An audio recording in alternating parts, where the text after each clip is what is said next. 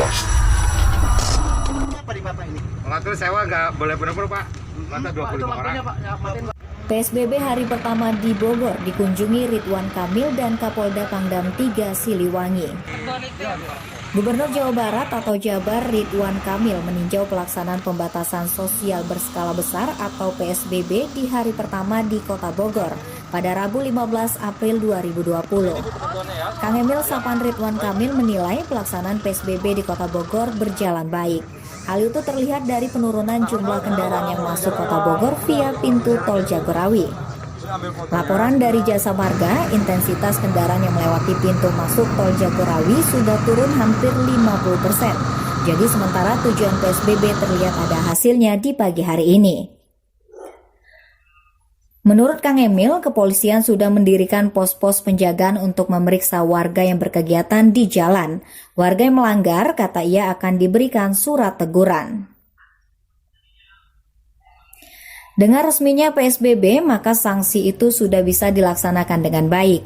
Ujung-ujungnya ada sanksi sesuai aturan, ada kurungan badan atau tipiring, tindak pidana ringan atau denda, tapi itu di akhir, di awal-awal kita beri teguran. Sementara itu, Wakil Wali Kota Bogor Dedi Ar-Rahim menuturkan pelaksanaan PSBB harus disertai kedisiplinan. Adapun Kapolda Jabar Rudi Sufahriyadi dan Pangdam 3 Siliwangi Maijen TNI Nugroho Budi Wiryanto turut hadir dalam peninjauan.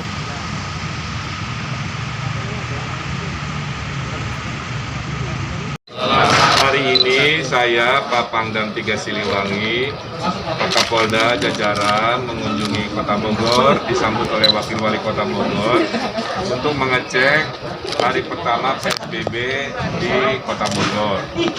Pertama, laporan dari Jasa Marga, intensitas kendaraan yang melewati pintu masuk lewat tol Jagorawi itu sudah turun hampir 50%, jadi setengahnya. Jadi sementara tujuan dari PSBB terlihat ada hasilnya di pagi ini. Tapi Kota Bogor ini kan pintu masuknya tidak hanya lewat jalan tol, ada berbagai arah. Nah, itu sudah dibangun pos-pos cek penjagaan, ya, di mana Pak Kapolda sudah menginstruksikan agar banyak pemeriksaan-pemeriksaan kepada mereka yang berseliweran di jalan. Kepada yang mereka melanggar aturan, yaitu mereka yang tujuannya tidak jelas, bukan kelompok yang bekerja di 8 zona pengecualian PSBB, ya. Dikecualikan itu kan logistik, ada pangan, kesehatan, lain-lain. Itu nanti akan dikasih surat peringatan yang disebut belangko teguran. Ya, nah belangko teguran ini seperti surat tilang, kira-kira gitu. Jadi dengan resminya PSBB, maka sanksi itu sudah dilaksanakan dengan baik. Ujung-ujungnya ada sanksi sesuai aturan, ada kurungan badan, ada dipiring, ada denda dan sebagainya. Tapi itu terakhir, di awal-awal kita beri surat peringatan, surat teguran, yang mudah-mudahan bisa dilakukan. Nah, PSBB ini akan dilakukan selama 14 hari sambil bersamaan dilakukan tes masif. Karena kuncinya itu, dengan kedisiplinan warga, dengan tes yang masif ketemu di Kota Bogor khususnya dan Bodebek ini. Sehingga kita bisa memblokade dan akhirnya mengambil keputusan mana-mana yang PSBB-nya bisa dikurangi, mana-mana kecamatan daerah yang diperketat, kuncinya itu. Nah, dalam waktu yang bersamaan sesuai komitmen, hari ini kepada mereka-mereka yang sudah terdata untuk mendapatkan bantuan, mereka-mereka yang berada di 30% sampai 40% ekonomi terbawah. Jadi kalau disebut, Pak, semua terdampak, betul, semua terdampak. Tapi dengan keterbatasan memang tidak bisa semua mendapatkan bantuan sembako dan uang tunai seadanya. Nah, ini adalah untuk kelompok yang paling bawah menurut survei. Nah, di Jawa Barat dan Bodebek, bantuan itu ada 7, mungkin sudah pernah dipahami, ya. Ada kartu PKH, kartu sembako, bansos presiden yang baru akan datang 5 hari lagi setelah kita. kemudian ada kartu prakerja, pendaftaran sudah dimulai untuk pengangguran dan PHK, dan kalau di desa ada dana desa yang didahulukan, kemudian baru bantuan provinsi yang hari ini disaksikan, dan nanti kalau masih ada yang kurang-kurang, ada dana dari Kota Bogor, dan kepada mereka yang mungkin di jalanan yang tidak terdata secara formil, itu ada gerakan nasi bungkus.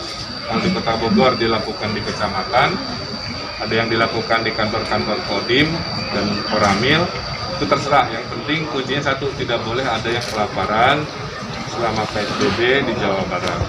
Nah, bedanya untuk bantuan provinsi yang 500.000 kali 4 bulan, itu kita mengirim dengan PT Pos.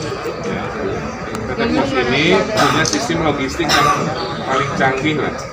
Nah, PT Pos ini saya instruksikan untuk bermitra dengan ojol dan opang, kira-kira begitu. Nah, ini salah satunya. Bapak siapa? Pak Priharto ini dari Gojek akan mengantar karena lumayan banyak sembako dari kita. Jadi perkiriman mungkin 2 box ya, per 2 rumah tangga nanti bolak-balik. Ada telur, ada beras, ada minyak goreng, ada gula, ada sardin, ada vitamin juga, kita ada vitamin 2, kemudian juga mie instan dan lain sebagainya. Nah, harapannya apa? Agar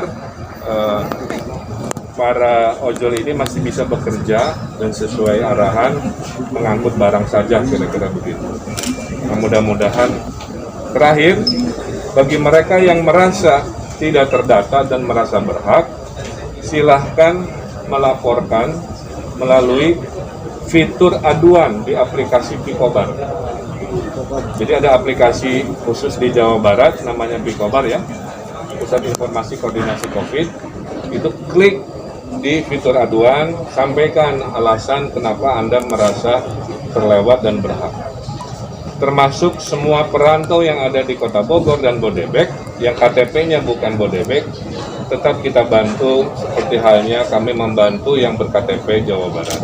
Sehingga jangan khawatir, tinggal tadi tanyakan ke RT RW-nya, Anda masuk kelompok 1, 2, 3, 4, 5, 6, apa 7, dan kalau masih kelewat, ada fitur aduan. Saya kira itu di Jawa Barat yang sedang kita siapkan, mudah-mudahan lancar selama 14 hari, dan kalau disiplin, kita tidak perlu melanjutkan PSBB lagi. Ya, pasti tadi kita meninjau langsung ya, memastikan bahwa di dalam gerbong itu ada social distancing dan kemudian physical distancing. Karena kemarin-kemarin pihak KCI sendiri tidak yakin. Nah, tadi kita sudah lihat, alhamdulillah yang pertama penurunan dari jumlah penumpang itu sudah signifikan, paling tidak sudah 50%. Jadi biasanya 280.000, kemarin tercatat cuma 110.000. Ya, jadi meskipun masih tinggi, tetapi sudah ada langkah-langkah. Kemudian juga terkait dengan permintaan kepala daerah yang 5, paling tidak menjadi perhatian dulu lah untuk PT KCI dan PT KAI, termasuk untuk pemerintah Provinsi DKI, bagaimana lebih mengetatkan pelaksanaan PSBB ini. Jadi jangan nanti sia-sia. Pak Gubernur sudah menggelontorkan uang ratusan miliar, pemerintah Kota Bogor menggelontorkan puluhan miliar, Pak Jokowi menggelontorkan triliunan, nanti sia-sia semua kalau memang ternyata PSBB-nya tidak tercapai. Diulang lagi, keuangan negara juga saya pikir tidak akan sekuat itu ya. Artinya butuh kedisiplinan, butuh juga dukungan, kesabaran, termasuk juga ini. Kita inginkan semuanya pengen lebaran ya. Supaya lebaran, semuanya harus disiplin, itu aja. Dari Kota Bogor, Peniel Zebua melaporkan.